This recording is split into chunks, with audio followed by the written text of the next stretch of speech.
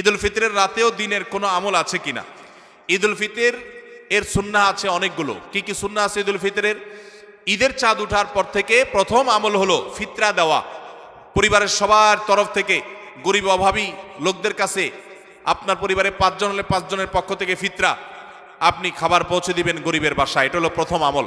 দ্বিতীয় হলো ঈদের চাঁদ দেখা গেছে, তাকবীর শুরু করবেন, আল্লাহু আকবার, আল্লাহু আকবার, লা ইলাহা ইল্লাল্লাহ, আল্লাহু আকবার, আল্লাহু আকবার ওয়ালিল্লাহিল হামদ।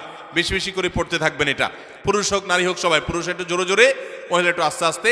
অবশ্য ওইটা ঈদগাহে আসার সময় জোরে জোরে পড়বেন, একইদে জোরে আর একইদে আস্তে, কিন্তু এমনি স্বাভাবিক অবস্থায় সাধারণ গতিতে পড়বেন নারী পুরুষ সবাই যার যার মতো করে তাকবীর। এবং বিশেষ করে এই তাকবীর এটা জিলহজের প্রথম দশকে পুরো দশক ধরেই পড়তে হয়। যাই হোক, এই ঈদের চাঁদ ওঠার পর থেকে ঈদের নামাজ পড়তে তাকবীর আমরা শেষ করে পড়তে থাকবো। তৃতীয়ত হলো মেসওয়াক করবেন। 4 নম্বর হলো গোসল করবেন ঈদের দিন উপলক্ষে। 5 নম্বর হলো সুন্দর পোশাক পরবেন, যা আছে এর মধ্যে সুন্দর, নতুন হওয়া জরুরি না। 6 নম্বর হলো সুগন্ধি ব্যবহার করবেন। 7 নম্বর হলো আপনার খেজুর খেয়ে তারপরে ঈদগাহে আসবেন, খেজুর খেয়ে মিষ্টি মুখ করে ঈদুল ফিতরে ঈদগাহে আসবেন।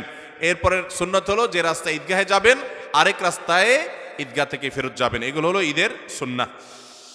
ইফতারের সময় আজান দেওয়া হয়, তখন কি আজানের জবাব দেওয়া উত্তম নাকি ইফতার করা উত্তম? খুবই দরকারি একটা প্রশ্ন, খুবই দরকারি একটা প্রশ্ন। কারণ আমরা যারা নিয়মিত মাগরিবের সময় আজানের জবাব অন্য সময় দেই, রমজানে আসলে আমাদেরও বেশিরভাগ লোকের এটা দেওয়ার সুযোগ হয় না। কারণ ইফতার আজানের ওয়াক্ত, সূর্য ডুবছে, আজান হয়েছে, আমরা ইফতার নিয়ে এমনভাবে ব্যস্ত হয়ে পড়ি আজানের জবাব আর দেই না।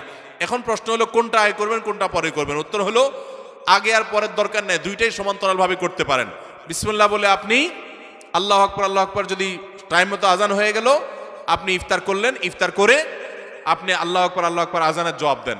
খেতে থাকেন আর ফাঁকে ফাঁকে জবাব দিয়ে দেন। জবাব দেওয়ার সময় আপনি খেতে পারবেন না, একদম চুপচাপ বসে জবাব দিতে পারবেন, কোনো কথা নাই তো। খাওয়ার ফাঁকে ফাঁকে একটু ব্রেক দিয়ে দিয়ে আপনি আজানের জবাব দিয়ে দেন, তাহলে দুইটা একসাথে হয়ে যেতে পারে।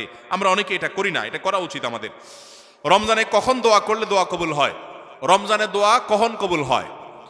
প্রথমত রোজাদার ব্যক্তির সারাদিনই দোয়া কবুল হয়। নবী করিম সাল্লাল্লাহু আলাইহি ওয়াসাল্লাম বলেছেন যে রোজাদার ব্যক্তির দোয়া কবুল হয় হাত্তা ইফতিরা, সে ইফতার করার আগ পর্যন্ত। কোন কোন হাদিসে আসছে হিনা ইফতির, ইফতারের সময়টাতে দোয়া কবুল হয়। তাহলে রোজাদার সারাদিনই তার দোয়া কবুল হয়।